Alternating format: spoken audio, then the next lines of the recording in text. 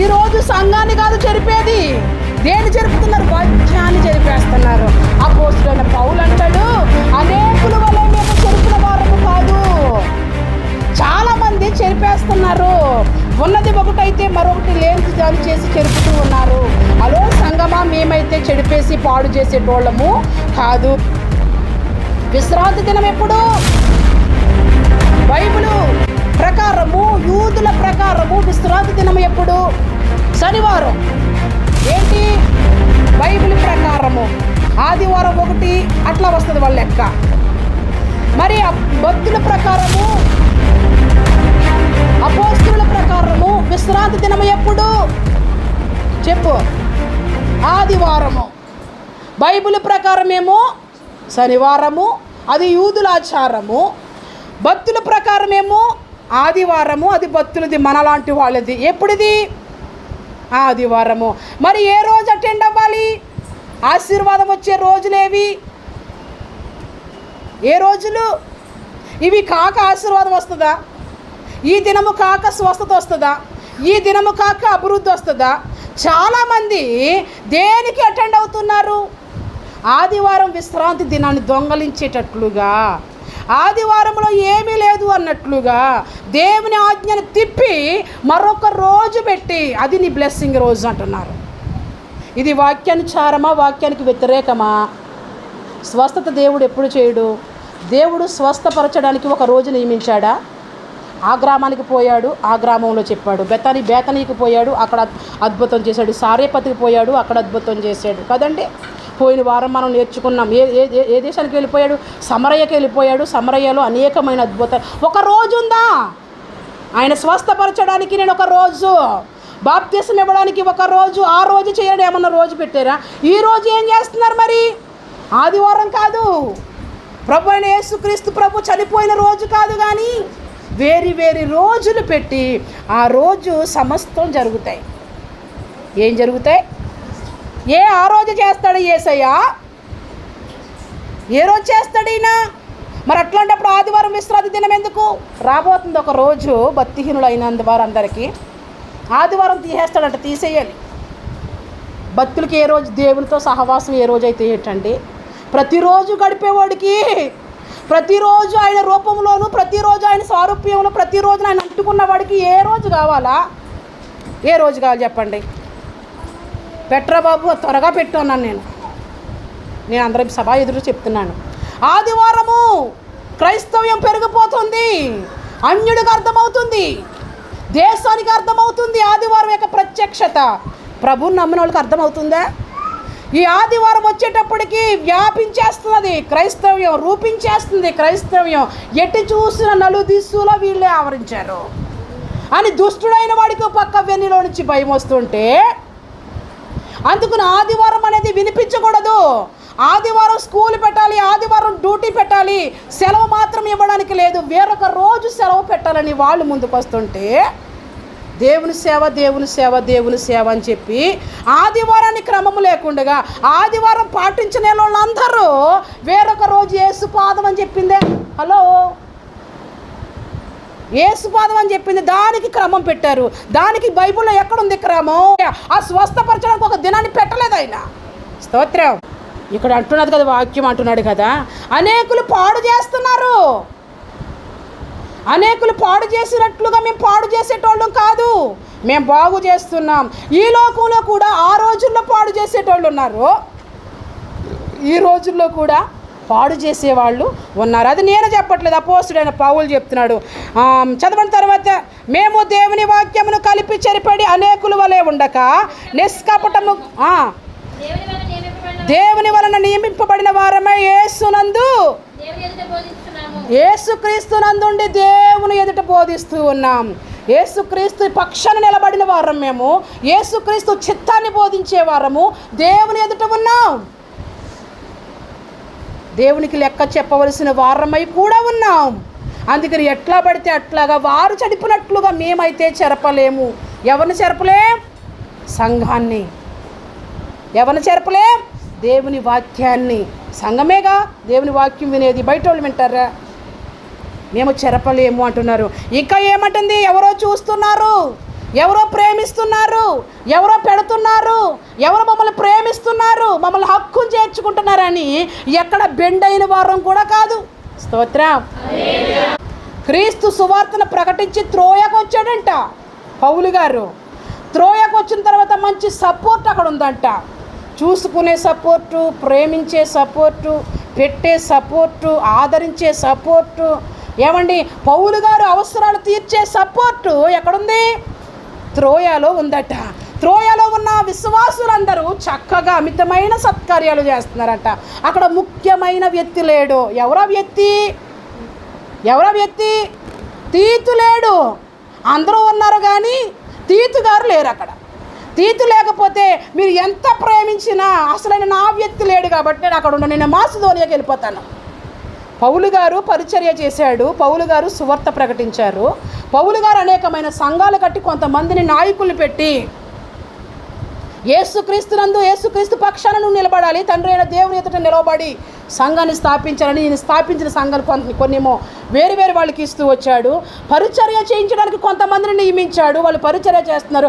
అపోస్తులైన పౌల్ని వెంబడించేటోళ్ళు కొంతమంది ఉన్నారు. ఇలా నానా రకాల ప్రజలకి 4 దిశలుగా పనులు బాధ్యతలు అప్పగించాడు పౌలు. ఇట్లా చేస్తూ ఉండగా ఎవరు లేరట?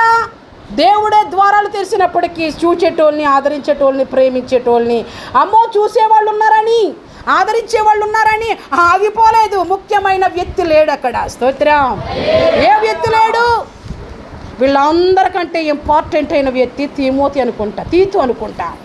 తీతు గారు లేరు కాబట్టి నేను ఎక్కడి నుంచి వెళ్ళిపోతాను అంటున్నాడు. వాళ్ళని సహాయం ఎలా అడుగుతున్నాడో చూడండి. సహోదరుడైన తీతు నాకు కనబడనందున నాకు మనసులో నెమ్మది లేదు. అయ్యో, నా ముఖ్యమైన స్నేహితుడు లేడే.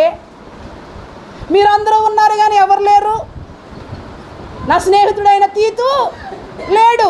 నాకు ముఖ్యమైన వ్యక్తి లేడు. అంటే సంఘములో ముఖ్యమైన వ్యక్తులు ఉండాలి. స్తోత్రం. దేవుని సేవకుడితో ముఖ్యమైన వ్యక్తులు ఉండాలి. స్తోత్రం. ముఖ్యమైన వ్యక్తిని నువ్వు నిర్ణయించుకోలేదు, ముఖ్యమైన వ్యక్తిని దేవుడు నిర్ణయించాడు. స్తోత్రం. ఆ రోజు భక్తులకి ముఖ్యమైన వ్యక్తులు ఉన్నారు. హలో ఎవరిబడి సంఘమా? ఎవరున్నారు? ముఖ్యమైన వ్యక్తి ఉన్నారు. ముఖ్యమైన వాళ్ళు ఉండాలి. సంఘాల్లో ముఖ్యమైన వ్యక్తి ఉండాలి. సమస్తాన్ని చూసుకునేటోడు ఉండాలి. దేవుని భారాన్ని పంచుకునేవాడు ఉండాలి. సేవకుడు భారాన్ని పంచుకునేవాళ్ళు ఎక్కడుండాలి? సంఘాల్లో ఉండాలి. దేవుని ఆత్మని చేత నింపబడిన వాడు సేవకుడితో కూడా ఉండాలి. స్తోత్రం. నా డ్రీమ్స్, నన్ను వెంబడిస్తున్న వాడి డ్రీమ్స్ ఒకలాగానే ఉండాలి. స్తోత్రం. తీతు లేడు అక్కడ. తీతు లేపడంతో పౌలు గారికి చాలా బాధ అనిపించింది. అయ్యా ఉండరాదు, పంచి పరవానన్నం పెడతాము, ఉండరాదు, నీకు అన్ని సకల సౌకర్యాలు చూస్తాము, ఈ ఎక్కడి నుంచో సువార్త ప్రకటించి వచ్చావు కదయ్యా మా దగ్గరికి, కాస్త ఉంటే ఏమయ్యిందయ్యా? అలో నువ్వు ప్రేమించావని నీ కోసం వాక్యాన్ని మార్చాను నేను, ఆదరిస్తున్నావని, ఏం చేస్తున్నావని, ఏదో దయ చూపిస్తున్నావని, నీకు తోసింది తీసుకొస్తున్నావని వాక్యాన్ని మార్చి చెడిపే వాళ్ళమైతే మేము కాదు అంటూ ఉన్నాడు. తర్వాత చూడండి, నా మనసులో నెమ్మది లేదు, నాకు సెలవు ఇవ్వండి వెళ్ళిపోతాను. హల్లెలూయా. ఎక్కడికైనా వెళ్ళేటప్పుడు మరి సెలవిస్తే మరి హాయిగా జావ్ అంటూ ఉంటాంగా మనం కూడా. ఈ పౌలు గారు ఏమంటున్నాడు? ఇంకో పొల్లన్ని బయటెట్టేసింది. మా ఇంటికి రారు అని ఏడుతూ ఉంటుంది. అదొక్కతే. అదిగో అక్కడికి వస్తున్నారో, ఇదిగో ఎక్కడికి వస్తున్నారో, మా ఇంటికి రారు అంటది. నేను ఎక్కడుంటే అక్కడికి నువ్వు రా అంట. నేను స్తోత్రం. అందరికీ అట్లాంటి ఆర్డర్ వేయలేం, నేను ఎక్కడుంటే అక్కడికి రా అని. మరి ఎవరికి వేస్తాం? మన మనుషులకి ఆర్డర్ వేస్తాం. ఆర్డర్ ఎవరికండి? ఆజ్ఞలు ఎవరికండి? దేవుని ప్రజలకా, దెయ్యం ప్రజలకు ఆజ్ఞ? పాటించేటోళ్ళకా, పాటించలేని వాళ్ళకి ఆజ్ఞ? అదిగో మీరు అక్కడికి పోతున్నారు, ఇదిగో మీరు ఎక్కడికి పోతున్నారు, మా ఇల్లు వదిలేసారు అంటది. మూసుకునిరా అంట. నేను అంతే ఎక్కడ వదిలేసి వచ్చేస్తుంది. వెళ్ళిపోతారా అంటాను. ఎల్లో ఎప్పుడు దాకా వెళ్ళో, నువ్వు పోయేదాకా మేము పో. కాటిగా నక్కల్లా కూర్చుంటారు. 6 అయినా సరే ఉంటారు, 7 అయినా సరే ఉంటారు, నన్ను పంపించి ఇంటికి పోతా ఉంటారు. స్తోత్రం. సంఘంలోనూ సేవకుడితోనూ ఎవరుండాలి? ముఖ్యమైన వ్యక్తులు ఉండాలి. ముఖ్యమైన వ్యక్తి తన స్నేహితుడు లేనందున మనసులో గాబరా వచ్చి, అబ్బో ఎంత నువ్వు ప్రేమించినా నేను ఉండను, ఎంత దయ చూపించినా నేను ఉండను, నువ్వు నన్ను ఎంత తీమోతి కంటే ఎక్కువ డబల్ ప్రేమించిన నేను ఉంటాను, నాకు తీతు లేడు, అక్కడ తీతు లేడు కాబట్టి నేను వెళ్ళిపోతాను అని అనుకుని ప్రయాణం చేసి వచ్చేస్తున్నాడు. అక్కడ నుండి మాసిదోనియాకు బయలుదేరి తిని మా ద్వారా ప్రతి స్థలమందును, మా ద్వారా ప్రతి స్థలములో ఏ జ్ఞానం వస్తుంది? అపోస్తుడైన పౌలు ఏ స్థలములో ఉంటే అక్కడ ఏ జ్ఞానం? క్రీస్తుని గూర్చిన జ్ఞానం. వేరే జ్ఞానం ఏమీ లేదా, వేరే బోధ ఏమీ లేదా, మార్చడి బోధ ఏమీ లేదు. మత మార్పిడి కాదండి ఇది. స్తోత్రం. మత మార్పిడి కాదు, మనస్సు మార్పిడి. స్తోత్రం. మన మనస్సు మార్చుకున్నాం, మనసుతో ప్రార్థిస్తూ ఉన్నాం మనం. స్తోత్రం. ఇక్కడ అంటున్నాడు కదా, ప్రతి స్థలమందును క్రీస్తుని గూర్చిన జ్ఞానము యొక్క సువాసనను కనపరుచుచు ఆయన యందు ఎల్లప్పుడూ విజయోత్సవముతో ఊరేగించుచున్నాము అను దేవుని స్తుతిస్తూ ఇట్లా మేము దేవుని జ్ఞానంతో సువార్త ప్రకటిస్తుంటే ఒకరికేమో రక్షణార్థముగా కనిపిస్తున్నాము, వాళ్ళకి జీవం వస్తుంది. మరొకరికేమో నశించిపోయే వాసనగా కనిపిస్తున్నాము, వాళ్ళకి మరణం వస్తుంది అంటున్నాడు పౌలు. ఎలా కనిపిస్తున్నాడట? కొందరికేమో నశించిపోయేటోళ్ళకేమో మరణపు వాసనగా కనిపిస్తున్నాడట. ఎవరో బిడ్డా, సేవకుడు నీకు మరణపు వాసనగా కనిపిస్తున్నాడా? నువ్వు నశించిపోతున్నావు. దేవుని ఆత్మచేత నింపబడిన సేవకుడు, దేవుని వాక్యాన్ని మరుగు చేయకుండా ఉన్నది ఉన్నట్లు చెప్పే సేవకుడు, ఉన్నది ఉన్నట్లుగా చెప్పే సేవకుడు నీకు మరణపు వాసనగా వస్తున్నాడా? జాగ్రత్త. మరొక కోణంలో చూస్తున్నట్టు వాళ్ళకి జీవ రక్షణార్థమై ఉన్నదట. పౌలు గారి యొక్క మాట రక్షణార్థమై ఉంది. పౌలు గారి యొక్క మాట ఎవరిని చూపిస్తున్నాడు? యేసుక్రీస్తును చూపిస్తున్నాడు. తండ్రి అయిన దేవుని ఎదుట సరెండర్ అయి ఉన్నాడు. వీళ్ళకేమో జీవపు వాసన వస్తున్నట్టు, కొందరికేమో మరణపు వాసన, కొందరికేమో జీవపు వాసన. కొందరికేమో నీకు మరణపు వాసన వస్తుందా? నీకు జీవపు వాసన వస్తుందా? జీవపు వాసన వచ్చిందా? నువ్వు రక్షింపబడిన వ్యక్తివి. నీకు మరణపు వాసన కానీ వస్తుందా? దేవుని యొక్క మాట అబ్బో అనుకుంటున్నావా? ఏ వాసనది? నాశనపు వాసన, మరణపు వాసన. పౌలు చూడండి ఎట్లా అంటున్నాడో. చదువు బిడ్డ. రక్షింపబడి వారి పట్లను నశించిన వారి పట్లను మేము దేవునికి ఎలాగున్నామంట? వాళ్ళకి వీళ్ళకి క్రీస్తు సువాసనే. స్తోత్రం. ఏ బాడీ స్ప్రే వద్దా? స్ప్రే పోయిన వారం స్ప్రే కొట్టుకుని వచ్చారు. చెప్ప బాబు, ఆపండ్రా బాబు స్ప్రేలు. ఒకరికి గిర్ర తిప్పేస్తుంది, బేవ్ అంటారు. ఒకరికేమో హెడక్ వచ్చేస్తుంది, ఎవడు కొట్టుకుని వచ్చాడు అంటారు. అందుకని ఏ వాసన వద్దు, క్రీస్తు వాసన. స్తోత్రం. ఇక్కడ పౌలు నిలబడిన చోట పౌలు నిలబడిన చోట ఏ వాసన వచ్చిందట? క్రీస్తు వాసనట. హల్లెలూయా. తర్వాత చదవండి. నశించిన వారికి మరణార్థమైన మరణపు వాసనగాను, రక్షింపబడు వారికి జీవార్థమైన జీవపు వాసనగాను ఉన్నాము.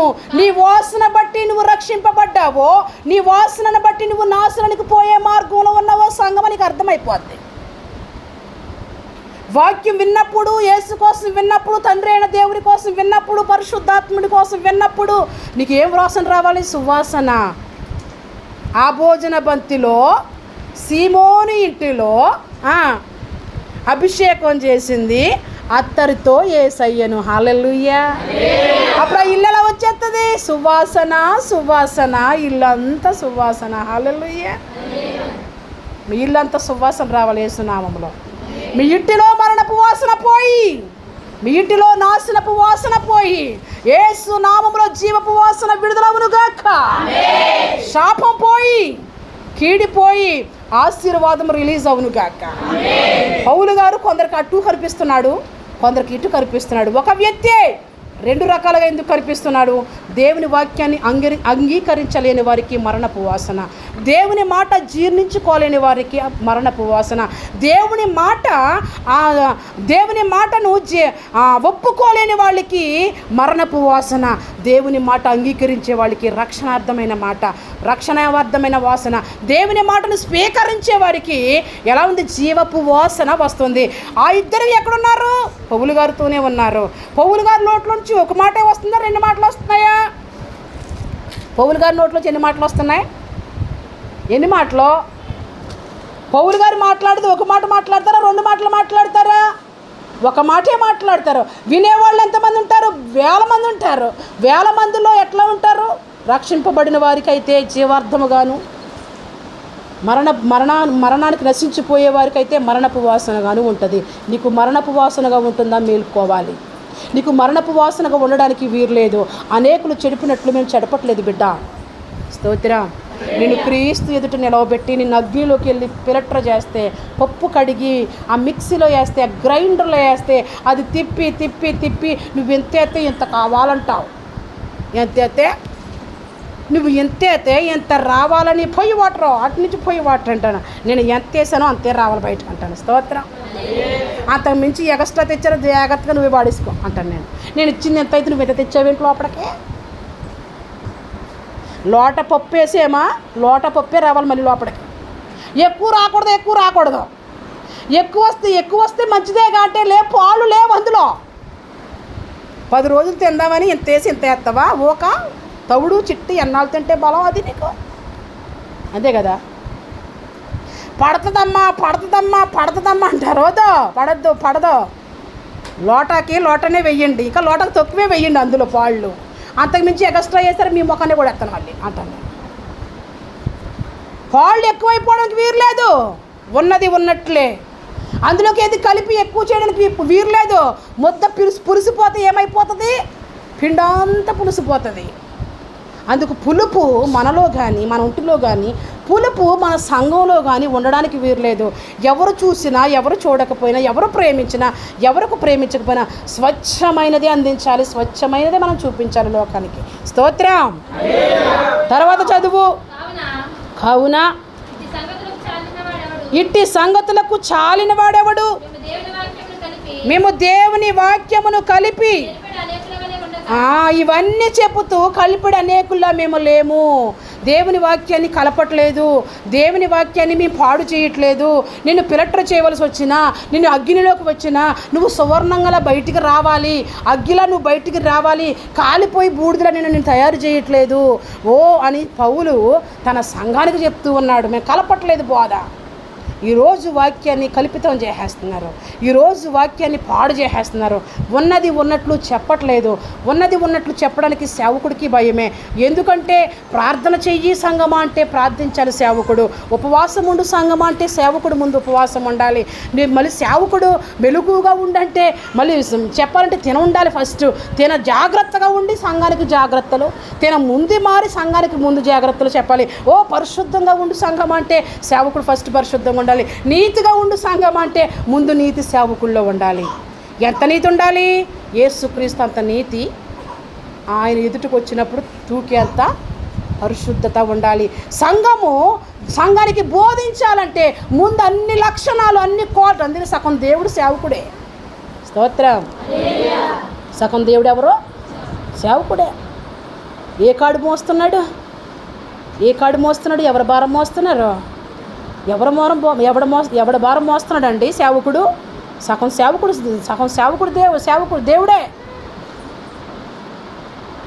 బలిపీఠం మీద ఉండంట 4 జీవులు బలిపీఠాన్ని మోస్తున్నాయట, దేవుని మందసాన్ని మోస్తున్నాయట.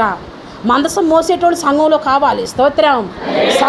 సంఘం కొరకు సంఘాన్ని భరించేవాళ్ళు సంఘంలో లేవాలి. నీ పిలుపు, నీ డ్రీమ్స్, నీ ధ్యేయము అంతా దేవుడి తట్టే ఉండాలి. చెరుపుటట్లుగా మనం ఏమాత్రం కూడా ఉండకూడదు. సేవకుడు చెరపకూడదు, విశ్వాసులు కూడా చెరపకూడదు. ఆదివారం సాయంత్రం మా ఇంటికాడ పేదలు పెడుతున్నాను, మీరు రండే అన్నారట. ఎవరెళ్ళాడు ఆదివారం సాయంత్రం ప్రార్థన పెడితే? ఎవరైనా సంఘం వెళ్ళాలా? నశించిపోతున్న వాళ్ళకి ప్రార్థన పెట్టింది, రక్షింపబడిన వారికి ప్రార్థన పెడతారు. పోయిన వారం మీ ఇంటికి వచ్చిన వాడికి అడిగాను నేను, దేవుడు ఎవరింటికి వెళ్ళమన్నాడు నిన్ను? భలేవారే పాస్టమ్మ గారు అని భుజమే చేసేసింది. ఎవరింటికి వెళ్ళి సువార్త చేయాలండి? ఎవరింటికి వెళ్ళి చేయాలండి? దేవుని భారం ఎవరింటికి వెళ్ళండి? నా దగ్గరికి వచ్చి చెప్తే నేను ఇంకేం మారను. నేను నీ దగ్గరికి వచ్చి చెప్తే నువ్వేం మారుతావు? ఆల్రెడీ అన్నీ మారిపోయారుగా. మారారా? అరుణమ్మ మారేవా? ఎవరైనా వచ్చి చెప్తే ఇంకా మారి ఏమైనా ఉన్నాయా? ఎక్కడికక్కడ వెళ్ళిపోతున్నాయిగా అండి. వెళ్ళిపోతున్నాయా లేదా? ఎక్కడికక్కడ కట్ చేస్తున్నానుగా అండి. అమ్మా మనము తుడుస్తున్నాను, పరిచర్య దర్శనంలో తుడుస్తున్నాను అని చెప్పాను. ఇటు పూజ తుడుస్తున్నాము, ఇల్లుని శుభ్రం చేస్తున్నాము, అది నీట్గా ఫ్రెష్గా ఉండాలని. వారం వచ్చేసరికి వారం ఉతక స్నానమే కాండి. బూజులు తీసేస్తున్నాం, డస్ట్ తీసేస్తున్నాం, అవినీతి తీసేస్తున్నాం, అక్రమం తీసేస్తున్నాం. శుభ్రంగా కడిగి మంచి పాత్రగా తయారు చేసి అప్పుడు రిలీజ్ చేస్తున్నాం బయటికి. పో బిడ్డ, దేవుని కోసం బ్రతుకు. ఇంకెవరు చెప్పాలి ఇంకొచ్చి? అప్పుడు అట్లా పో మాకు. అమ్మో, అక్కడికి పోతున్న వాళ్ళని, ఇక్కడికి పోతున్న వాళ్ళని, అటు పోతున్న వాళ్ళని ఆపుకొని ఇంకక్కడ ఒక బ్రాంచ్ పెట్టాలనుకుంటున్నారు అని చెప్పుకుంటూ వచ్చాను నేను. ఎవరికో కాదు, కుమారాంటికే. ఇట్లాంటి వాళ్ళు దొడ్డుదారుల్లో వచ్చిన వాళ్ళు చాలామంది ఉన్నారు. మరి వేరే సేవకుడు నీ సహవాసం దగ్గరికి వెళ్ళి అక్కడ కాపురం ఉండి, మీరు ఫలానా రోజు మా ఇంటికి రండి, ప్రార్థన పూట మీకు అంగీకారం అయితే ఎలా ఉంటుంది అప్పుడు సంఘం? వాడు సంఘం అయితే పాడవుతుందా? మరి ఎదుటి వాడు సంఘం పాడబట్ల. వీళ్ళు ఏం చేస్తున్నారు? వీళ్ళు బాగు చేస్తున్నారా, పాడు చేస్తున్నారా? ఈ పాడు చేసే వాళ్ళ గురించి ఎక్కువ చెప్పడం ఎక్కువైపోతుంది. మరి ఎక్కెప్పుడు దేవుని కోసం చెప్పేది? వాడు చేస్తున్నాడు జాగ్రత్త, వీడు పాడు చేస్తాడు, ఇవే చెప్పుకుంటూ ఉంటే 366 రోజులు వచ్చేస్తున్నాడు. మరి బహు తక్కువైపోతున్నాయి రోజులో. మరి ఇంకెట్లా? అనేకుల వల్లే మీరు కానీ మేము కానీ మనం ఎవరు కూడా పాడు చేయకుండా క్రీస్తు న్యాయపీఠం ఎదుట న్యాయమే మాటలాడుదుముగాక, న్యాయముగానే బ్రతుకుదుముగాక. ఈ పౌలు గారు మరొక మాటలు అంటాడు కదా, తీమోతికి లెటర్ రాస్తూ ఉన్నాడు. తీమోతికి చెప్తూ ఉన్నాడు, తీమోతి నువ్వు వాక్యాన్ని సమయమనక సువార్త ప్రకటించాలి. ఎప్పుడు సమయం దొరికితే అప్పుడే సువార్త చెప్పాలి. నీవు ఎలా చెప్పాలో తెలుసా? చాలామందిని ఖండించాలి, చాలామందికి బుద్ధి చెప్పాలి. నీవు చాలా రోషం కలిగి దేవుని సేవ చేయాలని చెప్పి నేను ప్రాణార్పణంగా పోయబడ్డాను. వెడలిపోయే టైం అయిపోయింది, నా టైం అయిపోయింది. మంచి పోరాటం పోరాడాను, నా విశ్వాసాన్ని కాపాడుకున్నాను, నా రక్షణ కాపాడుకున్నాను. ఇక నేను వెళ్ళిపోవలసిన టైం అయిపోయింది. ఓ తీమోతి, నేను వెళ్ళిపోక ముందే నువ్వు కొన్ని వస్తువులు తీసుకుని, పలానా చోట నా అంగీ ఉంటుంది, పలానా చోట చర్మపు కాగితాలు ఉంటాయి, అవన్నీ తీసుకుని తీమోతి నా దగ్గరికి రాని పౌలు తీమోతికి చెప్తూ అంటాడు కదా, నాకు ఆను చేసేటోళ్ళు ఉన్నారు తీమోతి. ఎవరో చెప్తున్నాడు పౌలు గారు ఎవరో చెప్తున్నారు తీమోతికి? అలెగ్జాండర్ అనేవాడు, అలెక్యా అనేవాడు ఒకడు ఉన్నాడు. వాడు నన్ను చాలా గాయపరిచాడు. తీమోతి లెటర్లో రాస్తున్నాడు, నన్ను చాలా అవమానపరిచాడు. నీకు కూడా అట్లాంటి వాళ్ళు తగులుతారు, జాగ్రత్త తీమోతి అని చెప్తూ అన్యజనుల కోసం సువార్త ప్రకటించేటప్పుడు అనేకమైన సమస్యలు, అనేకమైన కష్టాలు, అనేకమైన పోట్లాట్లు నాకు ఎదురవుతూ ఉంటే చాలామంది నన్ను విడిచిపెట్టి వెళ్ళిపోయారు తీమోతి. ఎవరు విడిచిపెట్టి వెళ్ళిపోయారు? అనేకమైన మార్లు యేసుక్రీస్తు ప్రభుని విడిచిపెట్టి వెళ్ళిపోయారని నేర్చుకున్నామా? నా శరీరము తిని నా రక్తము త్రాగువాడి నిత్య జీవం అంటే యూదులు ఏమైనారు? ఈయన శరీరం తినాలట, ఈయన రక్తం త్రాగాలంటే నో, మేము అట్లా చెయ్యం అని చెప్పేసి ఆయన విడిచిపెట్టి వెళ్ళిపోయారు. పౌలు తీమోతికి లేఖ రాస్తూ అంటున్నాడు కదా, చాలామంది నన్ను విడిచిపెట్టి వెళ్ళిపోయారు. అందులో లోకాన్ని ఆశించి వెళ్ళిపోయిన వాడు ఎవరండి? ఈ లోకాన్ని ఆశించి వెళ్ళిపోయాడు ఎవరండి? దేమాగాడు ఈ లోకాన్ని ఆశించి వెళ్ళిపోయాడు. లోక మాత్రమే నాతో ఉన్నారు. నాతో ఎవరెవరు ఉన్నారో వాళ్ళందరి గురించి చెప్తూ, ఇదిగో ఎంతోమంది వెళ్ళిపోతున్నప్పుడు, అన్యునికి సువార్త ప్రకటిస్తున్నప్పుడు సింహాలు కొన్ని నా మీద కన్నేసి ఉంచాయి. ఆ సింహాలు నోర్లు మూయించాడు దేవుడు. స్తోత్రం. ఎవరికి చెప్తున్నాడు? తీమోతికి చెప్తున్నాడు. అనేకమైన సింహాలు నోర్లు ముయ్యబడడానికి క్రీస్తే నా పక్షాన నిలుచున్నాడు. స్తోత్రం. అపోస్తుడైన పౌలు తీమోతికి చెప్తూ ఉన్నాడు. తీమోతిని ఎలా సేవ చేయమంటున్నాడో తెలుసా? చూడండి, మరొక మాట, ఫస్ట్ మాట చెరిపడి అనేకుల వలె కాక వాక్యాన్ని, రెండో మాట అనుకూలంగా భక్తి ఎలా చేస్తున్నారు, సేవ ఎలా చేస్తున్నారు? అనుకూలమైన సేవ. ఇది చాలా ఇంపార్టెంట్ మాట. ఈ మాట మీకు చూపిస్తా చూడండి. 1 తిమోతి 2 తిమోతి, పరిశుద్ధ బైబిల్ గ్రంథం ఉన్నవారు చూడండి, 4వ అధ్యాయము 2వ వచనం చదవండి. మొదటి నుంచి చదువు. దేవుని ఎదుటను సజీవులకును మృతులకును తీర్పు తీర్చు క్రీస్తు యేసు ఎదుటను ఆయన ప్రత్యక్షత తోడు, ఆయన రాజ్యము తోడు. ఏంటంట? ఎవరు తోడు పెడుతున్నాడు? యేసుక్రీస్తు తోడు. ఆయన రాజ్యాన్ని తోడు పెడుతున్నారు. ఎవరు? అపోస్తుడైన పౌలు. వాక్యాన్నే ప్రకటించు. తిమోతి, నువ్వేం ప్రకటించాలి? నువ్వు నోరు తెరిస్తే వాక్యమే రావాలి. కల్పన కథలు రావడానికి వీరలేదు, పోకిరి మాటలు రావడానికి వీరలేదు, పోకిరి శ్రేష్ఠులు రావడానికి వీరలేదు, అవకాశానికి ఒక అబద్ధము రావడానికి వీరలేదు, అవకాశానికి ఒక మోసం చేయడానికి వీరలేదు తిమోతి అని చెప్తూ ఉన్నాడు. వాక్యమును ప్రకటించుము, సమయమందును అసమయమందును ప్రయాసపడుము, సంపూర్ణమైన దీర్ఘ శాంతముతో ఉపదేశించుచు. ఏంటంట? దీర్ఘ శాంతంతో. ఎంత దీర్ఘశాంతం అంటే దేవుని మాట చెప్పగలుగుతాం? దీర్ఘశాంతం లేకపోయినా, నెమ్మది లేకపోయినా దేవుని మాట చెప్పలేమండి. డోంట్ డిస్టర్బ్ అని ఎందుకంటాం అనుకున్నా? డిస్టర్బ్ చేయకో. ప్రశాంతంగా ఉండే టైం, దేవుని ఆత్మ చేత నింపబడి, దేవుని భారం చేత నింపబడి చెప్పాల్సిన టైం. ఎందుకు డిస్టర్బ్ చేస్తున్నావు నువ్వు అంటూ ఉంటాం కొన్ని మార్లు. ఇక్కడ వాక్యం అంటుంది కదా, సంపూర్ణమైన దీర్ఘశాంతముతోనూ ఉపదేశించుచు. ఆ ఉపదేశంలో ఏముండాలి? ఉపదేశంలో వాక్యాన్ని విత్తేటప్పుడు ఏం రావాలి? చెప్పవలసి వస్తే, ఖండించవలసి వస్తే తిమోతి ఖండించు, గద్దించు. తిమోతి బుద్ధి చెప్పు. ఎందుకు గద్దించు, ఎందుకు ఖండించు, ఎందుకు బుద్ధి చెప్పు అంటున్నాడో చూద్దాం చూడండి. ఏంటి? ఎందుకనగా జనులు హితబోధను సహింపక. ఏంటంట? మంచి బోధ, హితబోధ, మంచి బోధ, హితబోధ. ఇంకా ఎలాంటి బోధ? ఆరోగ్యకరమైన బోధ జనులు సహించలేకపోతున్నారట. కింద ఫుడ్ నోట్లో ఏముంది? మూల భాషలో ఆరోగ్యకరమైన బోధ. దేవుని బోధే ఆరోగ్యం అండి. దేవుని వాక్యమే స్వస్థత అండి. నీ వాక్యమే నన్ను బ్రతికించాను, బాధలలో నెమ్మదినిచ్చాను. ఇదే నీకు స్వస్థత అయితే ఇంకేం స్వస్థత కావాలా? అర్థమవుతుందా? ఎందుకు తిమోతిని ఖండించు అంటున్నాడంటే, సైడ్ అయిపోతున్నారు. సైడ్ అవ్వద్దని చెప్పు. త్రోవ సరళం చేయాల్సిన వారే త్రోవలు మూహేస్తున్నారు. నువ్వు ఆ త్రోవ మూయడానికి వీరలేదు. నువ్వు ఎక్కడైనా సరే నువ్వు ఖండించాలి, బుద్ధి చెప్పాలి అంటున్నాడు. ఏ విషయంలో బుద్ధి చెప్పమంటున్నాడు, ఏ విషయంలో ఖండించమంటున్నాడు తర్వాత అర్థమవుతుంది. తర్వాత చదవండి. జనులు హితబోధను సహింపక. ఏ చెవులు వచ్చేసినాయి? అమ్మో, ఈ వాక్యం నాకు నచ్చదు, ఈ వాక్యం నాకు నచ్చదు, ఈ మాట నాకు నచ్చదు అని వీళ్ళకి దురదలు వచ్చేస్తున్నాయి వాక్యాన్ని వింటున్నప్పుడు. ఈవేళ వాక్యం అంతా ఈమెకే. ఈవేళ మరి ఇక నీకెప్పుడు? ఈవేళ వాక్యం ద్వారా దేవుడు నీతోనే మాట్లాడాడు. ఇంకెప్పుడు చెప్పండి?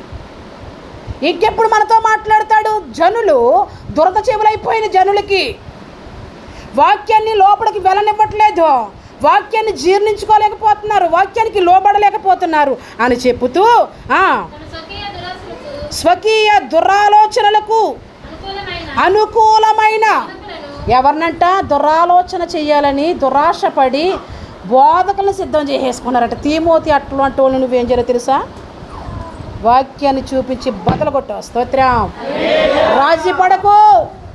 ఏంటి?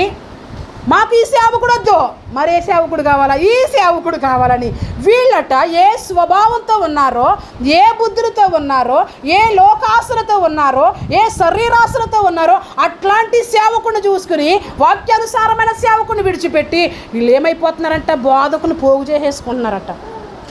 ఎంతమందిని పోగు చేసుకుంటున్నారు? అందులో నేను చెప్తా, దేవుడు ఒక్కడే, సంఘము ఒక్కటే, సేవకుడు కూడా ఒక్కడే.